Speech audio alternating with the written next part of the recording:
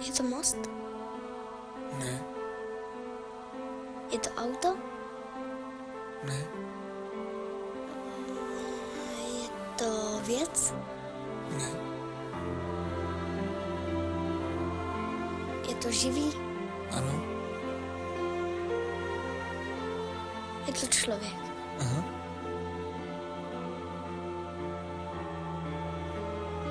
Má to fousy? Ne.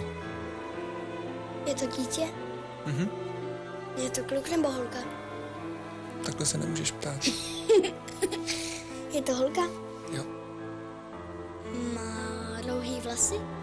Ano. Hnědý? Ano.